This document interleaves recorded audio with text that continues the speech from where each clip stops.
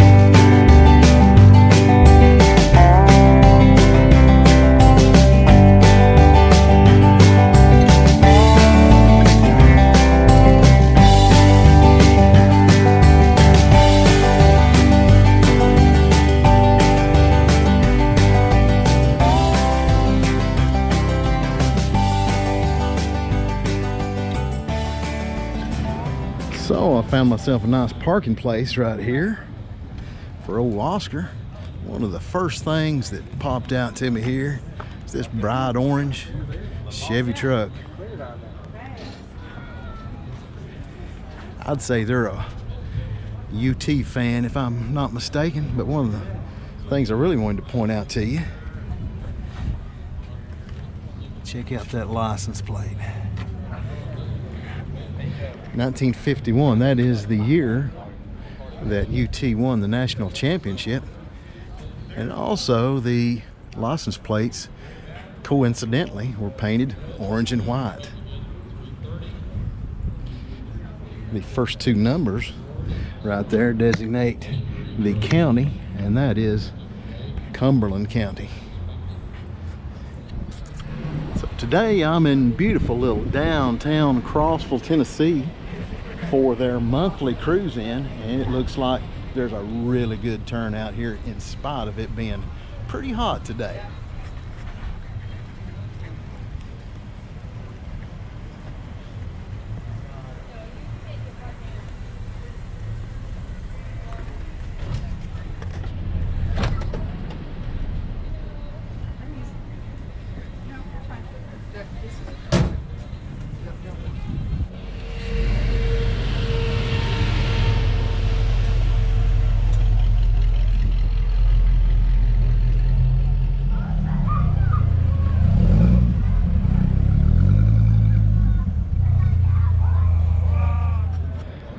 Gorgeous little 55 Chevy right here.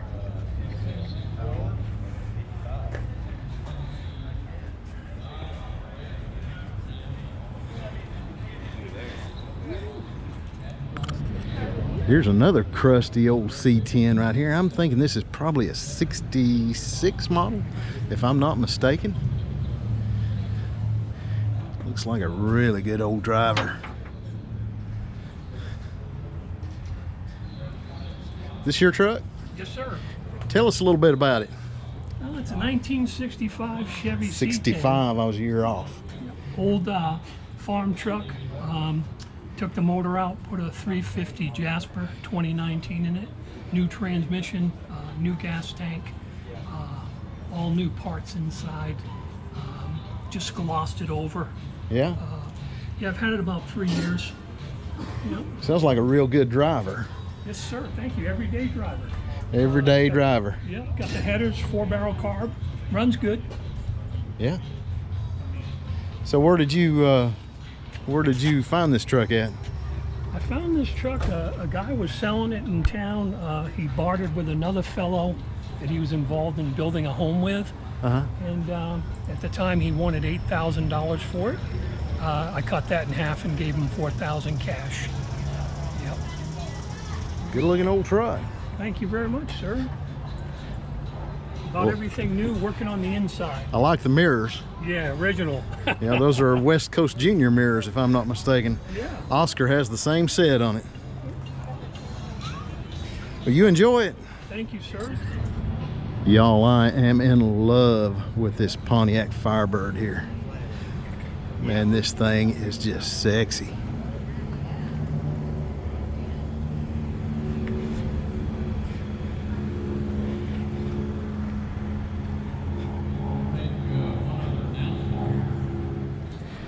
I see this little 28, 29 Model A pickup up here frequently. I just love this little truck right here. Gorgeous silver paint job on it, very smooth. Is this your truck, sir? Yes, sir. What's your name? Don Whelan. Don Whalen, good to meet you, sir. Tell us a little bit about this truck. Well, my wife wanted it. In 20 years, we looked for something to build it out of. And finally, I found the cowl, 2 doors, and cab quarters, and that was it. So you had to connect the dots there a little bit. Yeah. And there's no dimensions anyplace. There was one dimension on what the cab should be with and what the door opening was supposed to be. Only 2 dimensions. And went ahead and was able to purchase everything. Of course, I built a complete frame and everything. I mean, what I ended up doing is, my wife was very small, 100 pounds, soaking wet with rocks in her pockets, and so I built it for her, but I did drop the floor 6 inches. Oh, wow. And so a real person can actually sit in this car. Give you a little more leg room. Yeah, because most of these are real tight. These are really cramped. Well, the average man back in 28, 29 was 5'5". Yeah, Okay, yeah. so that's the way that works. But anyways, I built the frame, built all the suspension, the A-frames, the spindles, even the pins that the bearings run on. So you're a machinist by trade, I'm guessing. I got a shop in my basement. I've got lathes, mills, everything.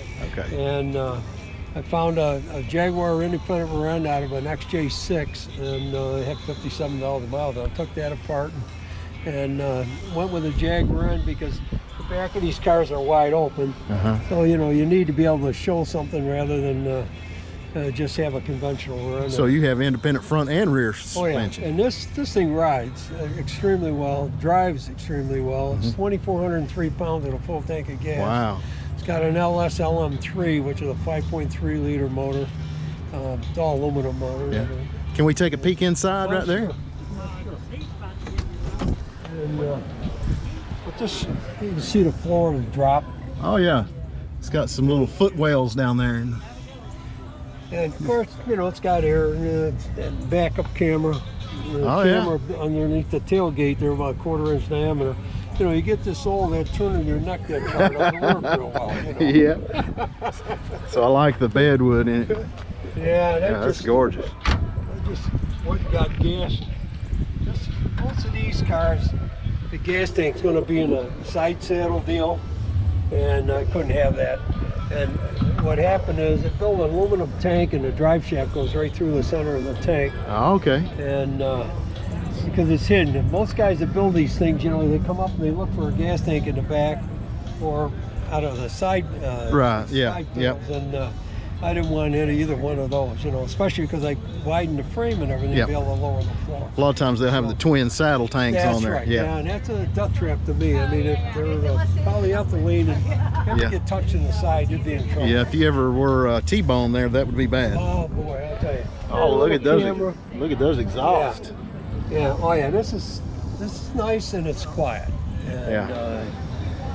And like I say, it's a quick little car. I mean, Yeah, I bet it is with that LS in it. yeah, she's. Well, I was told you couldn't put one in at 2829 because they're 1.7 inches wider than a small block Chevy. So I says, yeah, okay, we'll see. You know. And fit it under a stock hood. Yeah, and you know, with air conditioning and everything, you know, you open up the other side and you take a look, and there's quite a bit there. Yeah. And it's tight. I mean, you know, the air conditioning lines and everything are. I'll show you the other side. I mean. Oh yeah, it certainly is tight right there. Yeah. Well, it works. Peek the grill shell there a little bit. Yeah. I like that little detail. This is actually a pretty nice little car. But you look at how tight everything is. Oh yeah. I mean, this stuff is it doesn't touch, but it should. Very that's close how tolerances, yeah. But you take a look at the spindles and stuff. I mean, they don't say them like that. You know, guys will say, they'll come up and say, "Where'd you buy those spindles?" I said, "I don't buy anything. I all can't hand afford fabricated. Can't afford to buy stuff. You have to make it." Well, sir, you did an outstanding job. It's good to meet you. Thanks for telling us about the truck. Well, you have a good day. You too. I'm going to show y'all a very rare car, at least here in the States. This is a 1964 Acadian Beaumont. As you can see right here on the emblem, it's got the Canadian leaves there, and apparently this car came out of Manitoba, Canada. And it's got a 427, 435 horsepower big block engine in it. Love the color on this car.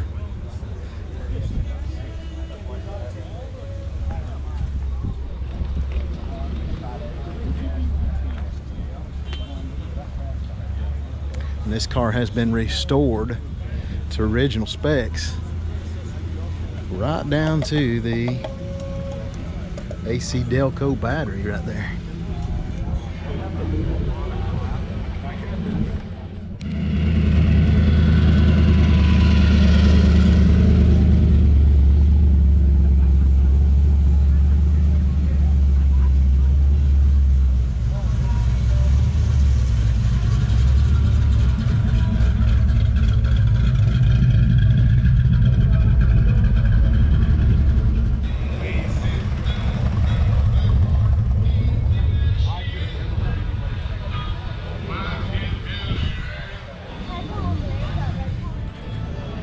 These little 60s and early 70s Broncos are white hot right now, and for good reason. These things are a ton of fun.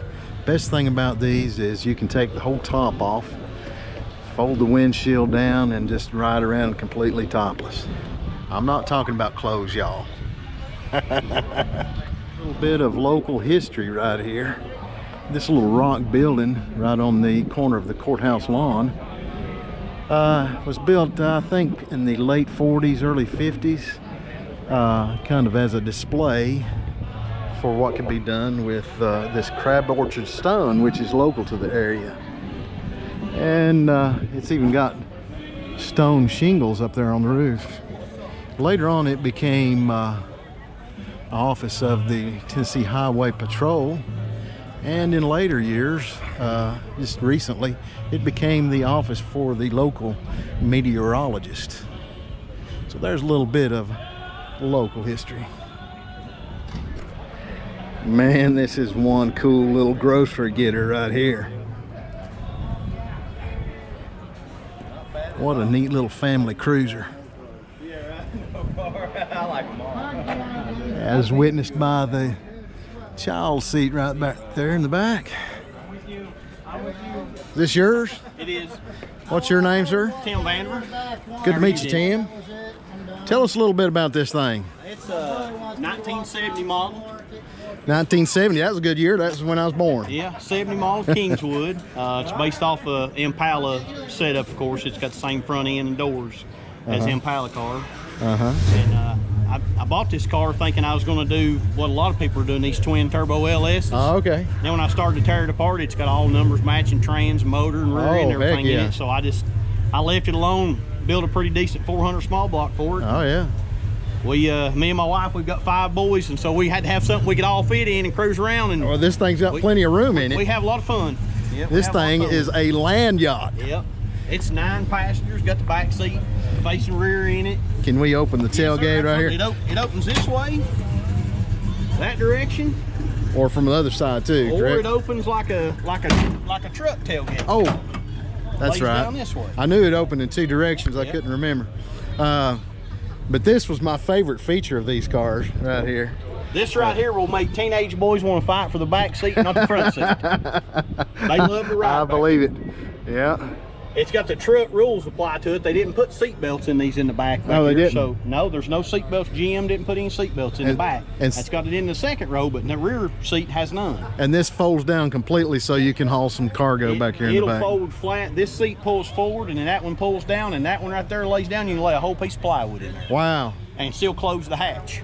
That's cool. Well, this thing is certainly a land yacht. Yeah.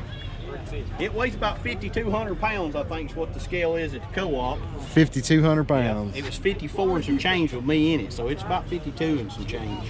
Y'all, this is basically got 3 couches in here. Yeah. These things, 3 bench seats in here is plenty of room.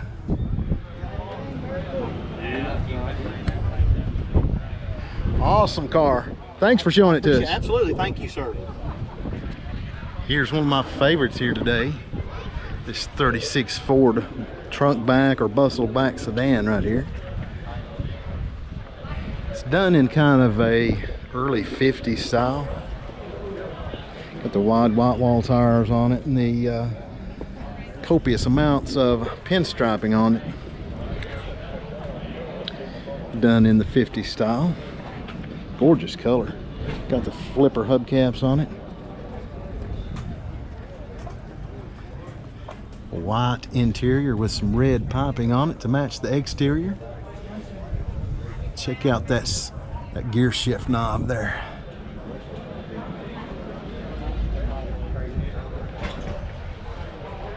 And this is what was referred to as the trunk back, or they also called that a bustle back. Another interesting little 50s touch right there is that French antenna. Here is the gem of little Crossville, Tennessee, the historic Palace Theater right there. This theater was restored several years ago. It's on the National Registry of Historic Places. And now they have concerts in there and they show movies from time to time. And they have comedy shows. It's just a nice little local venue. I'm not a big, huge Corvette guy, but I love this little Stingray right here. Outstanding color. Got just a little hint of metallic in that kind of a almost olive green. Very well restored car. And it's green on green. And this is a T-top car, so extra points for that.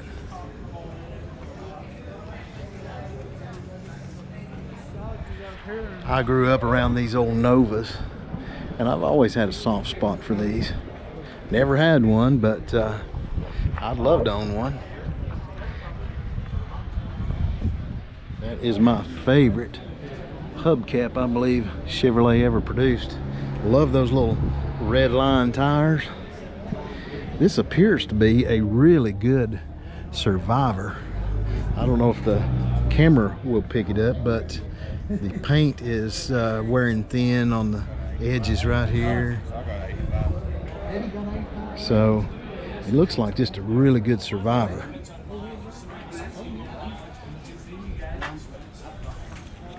I like that color combo of the white with the black vinyl top. And those red lines just really set it off.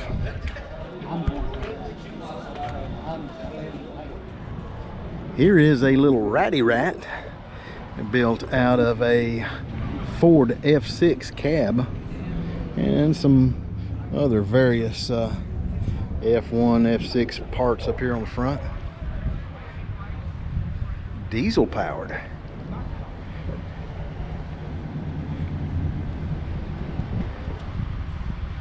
Is this your rig, sir? Oh, yeah.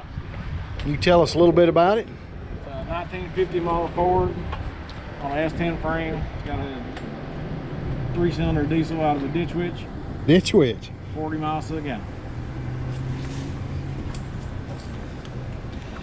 So it looks like you've got copious amounts of rebar here. I like the welding rig on it right there. That's neat. The rebar came from a bridge. Came out of a bridge, huh? Hope it's one that stays turned down. So you got your vise mounted back here. Got your torch set up. The top tank there is the actual fuel tank for the truck. Which one? This one here is the actual fuel tank for the truck. Oh, okay.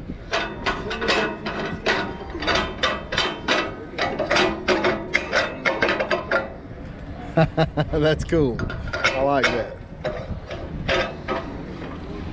So where did you find the truck at originally? The truck actually was built in Virginia. In Virginia, okay. And I actually got it from a guy over in Virginia. Okay. All I've done to it is brought it here and put some new wheels and tires on it and cleared the entire body. Got a saw blade for a sun visor there. It's a Deutsch German made. I was going to say it Came out of the full turbocharged. no, it's not turbocharged. It came out of the ditch witch. Thanks for telling us about it. Yes, sir. Y'all, I was old enough to remember looking at these old Volkswagens when they were new on the dealer lot. It fascinated me at the time the way that this top pops up right there, so give you more headroom. Tell us about this thing. This is the Super Pickle. The Super Pickle. Yeah. And Pickle colored, got a pickle. and this one over here is the, That's just a pickle. that's just the pickle. Yeah. And this is a Super Pickle. Yeah. Okay. I like it. It's a 77. 2 liter, 36 milliliter Lardos. Cool. Like that plaid on the upholstery. Louvered windows back here in the back for some ventilation. Factory cabinets in there.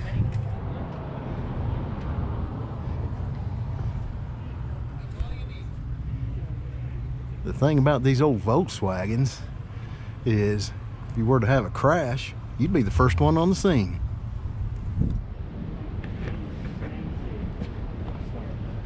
Oh yeah. One of my favorite cars here today, sitting all over here by its lonesome. This 69 Camaro Rally Sport. I love the headlight covers on these cars. I think that was a 1 year only for those. Yeah, but the standard one was a high horsepower. So, you know, like I said, because I've seen some, remember the, like, Mustang,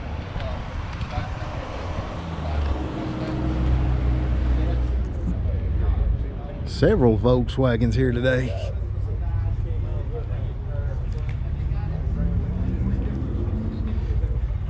Up here is a beautifully restored 55 T-Bird. Love the color on that. 20 by 20 room full of trophies. And then he sold it to his preacher because his preacher, that was his dream car. But by the time the preacher got old enough to do it, he died out 5 years after his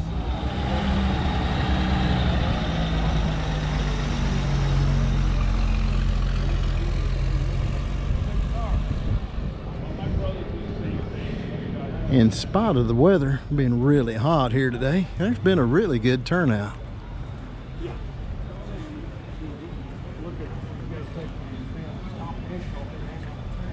Nice pair of advanced design Chevys right here.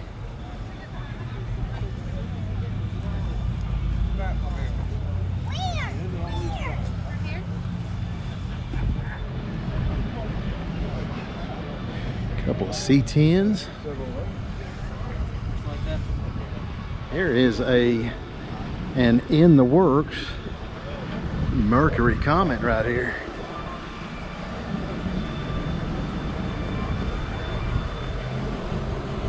Looks like all that's left is a little interior work. Carbon fiber style hood there. Matches that carbon fiber air cleaner. Anybody awake out there? Anybody having a good time? Hey, now, there we go. I'm over to This is probably one of the nicest restored 57 Chevy Bel Airs I've seen in a while. two mat, four mat set. It's black before. And that's from, where is that, Napa? From Napa, we thank them for that. And a red ticket.